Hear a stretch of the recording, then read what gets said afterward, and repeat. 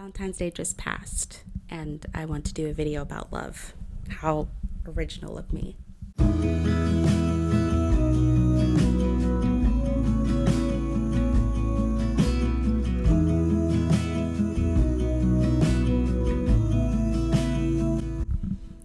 Hello, my name is Jerry Lemons. This is my channel, Lemon Loves, where I speak about everything that comes to my mind or things that I'm feeling. And today I want to talk about love, specifically. Well, my love life. Some of the things that I've learned over the years, especially somebody who I would consider myself to be a late bloomer when it comes to love.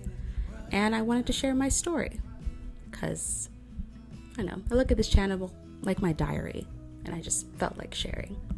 But first, you are sitting in our office. Behind you is clothes and boxes and things that still need to be unpacked because we're both procrastinators and for some odd reason are worried about, worried about where we're going to put certain items in order to make this place not look like we just shoved a bunch of things everywhere. So that's where we're sitting right now. So you can just see behind me. You don't need to see all that stuff. So first, I was inspired to make this video, one, because of Valentine's Day, of course, but also I wanted to do this video to have more of a discussion about my own personal love life and love journey, but also this TikTok inspired me. Let's talk about how to let go of a man who dumped you, ghosted you, or just plain did you dirty. Story time. When I was in my 20s, I dated a guy for a month and a half. Let's call him Chad, and he was absolutely perfect. Chad was good looking, he was a gentleman, had a pretty powerful job in media, and most of all, he seemed to really like me. Like really like me, because after our first date, Chad spent approximately all day, every day texting me, to the point where I was unsure whether his pretty powerful job in media even existed. Because how do you get anything done when you're texting some 20-something girl you met off of a dating app every 10 minutes? But of course, my bad biddies, I ate it up, because it felt good to be wanted, and it felt even better to be wanted by somebody I wanted. And so I texted him back every 10 minutes too. And I was convinced that even though I had known Chad for basically no time at all, that I was going to marry him and we were going to live happily ever after. When it comes to love and relationships, I would still consider myself to be a late bloomer. I didn't get my first boyfriend till I was like 21. And I think that before, I took so long to get into a relationship because I would do this thing where if I liked a guy, I would kind of just think it in my mind and never put myself out there. So then I would just like magically somehow expect them to know that I had a crush on them, even though they never knew that I did or ever spoke to me or even knew that I existed. But in my head, up here, I thought they knew that I liked them, and then I would be shocked when they would, talk to another girl, even though I never made any effort to let them know that I actually liked them. But that's how I thought.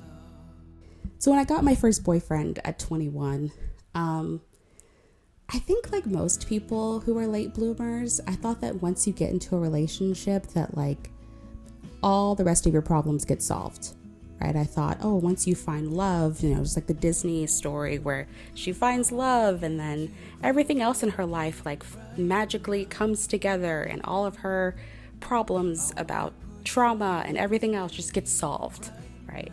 And then I also thought, once you get into a relationship and you find someone that is your person and that you just live in this happy honeymoon stage for like the rest of the relationship, which obviously isn't reality.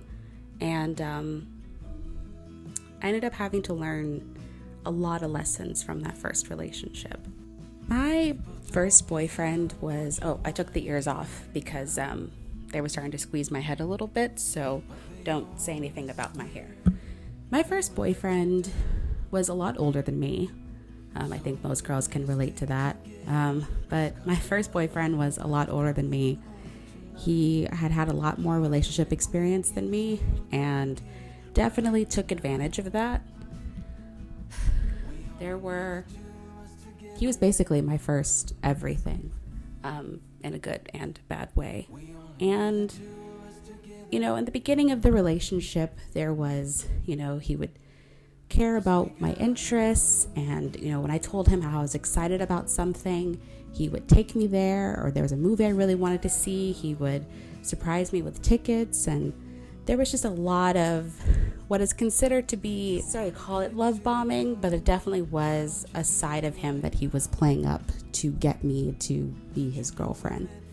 And then during the relationship, towards the middle, there seemed to be a shift where he just was very rude and condescending, didn't care about putting in any effort in the relationship, and just had a lot of excuses for his really crappy behavior.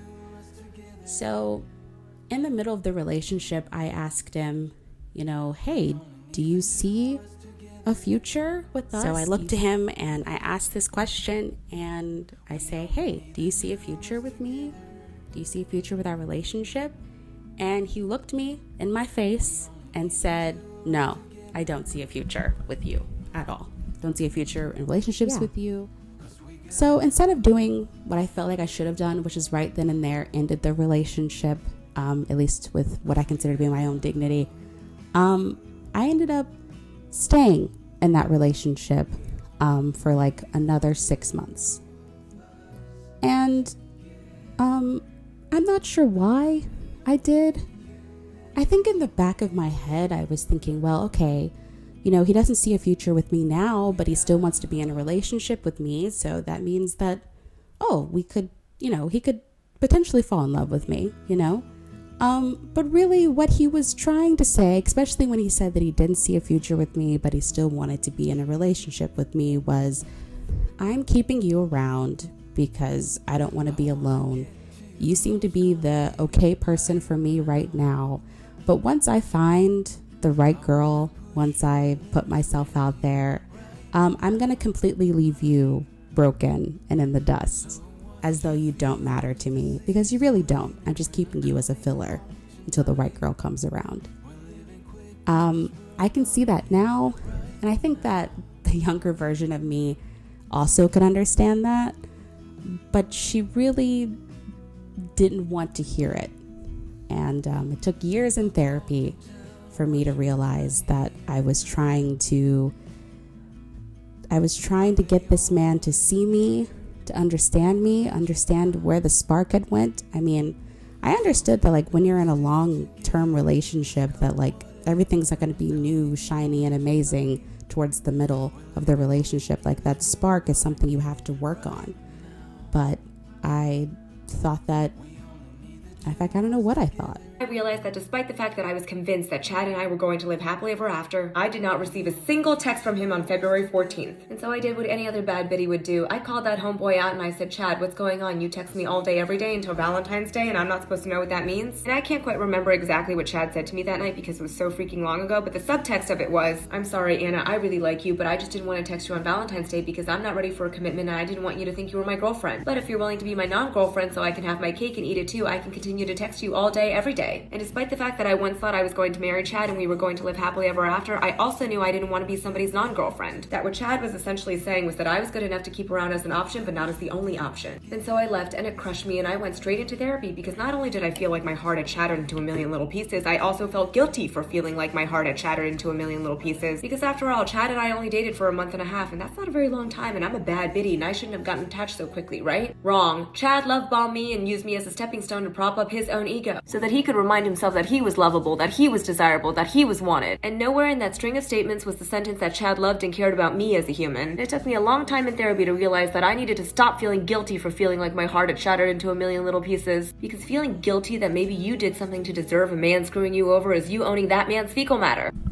And like that lovely woman said in the video, I did feel used. I felt dumb. I felt like I was stupid for staying in that relationship as long as I did. Especially because there's some people who are around you who will tell you how, we saw all along how horrible this person is. And that just really doesn't help at all. But I did feel dumb. I felt stupid. And then I realized that he was the one who was not into the relationship and chose not to end it. He was the one who loved bomb me in the beginning, and then he decided that in the middle that I wasn't the right woman for him, and he wanted to keep me around because he didn't want to be single. And even before we broke up, he had found the woman that he wanted to be with next. He basically cheated and didn't even take the time to end our relationship before he decided to move on. Not to go into more details about that really awful man, but more it's a discussion about asking for more in a relationship and that person giving you nothing, and then you feeling like maybe that's all you deserve until you get with someone that actually does give you that respect, does give you that time. And I think that after the honeymoon stage ends, a lot of people sort of like settle into this convenient part in the relationship. And, I have mixed feelings about the statement, if he wanted to, he will. Because I do think that some people look at it as though if your boyfriend, girlfriend, or partner wanted to do something for you, or wanted to be there for you, or wanted to be this amazing person for you, they will. And I think that's true, but then sometimes that conversation gets turned into, well, if he wanted to buy you a Lamborghini, he would. But I think for me, that if your boyfriend, girlfriend, or partner wanted to give a fuck about you, they would. If they wanted to make you feel special, they would. If they wanted to make you feel like you had value, they would. If they wanted to love you, they would. I believe for my relationship with my ex, I didn't get a lot of the things that I wanted out of that relationship, but I thought maybe I was asking for too much, when realizing that I wasn't asking for too much. I was asking for the bare minimum, and he couldn't even give me that. My boyfriend shows me that he loves me by being affectionate, caring about me, caring about my hopes, dreams, desires, cleaning up after our cat Otto, just stuff like that.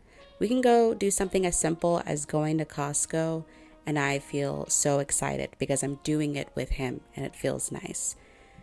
And this is not to say that our relationship is perfect. In fact, far from it. But it is a discussion about when you're young, you have this idealized version of what a relationship is. And it's usually that idealized version is during the honeymoon phase. But you have to, in the middle, after the honeymoon phase is over and you're in this relationship, how do you go on in a relationship after that honeymoon phase is ended? How do you keep showing that other person in the relationship that they have value and that they do mean a lot to you? So to sort of wrap up this video, which has mostly been me rambling as the sun is going down and my lighting has completely changed, I wanted to ask my boyfriend the same question. Well, more of a question on what is something that he's learned from some of his relationships that he's had in the past.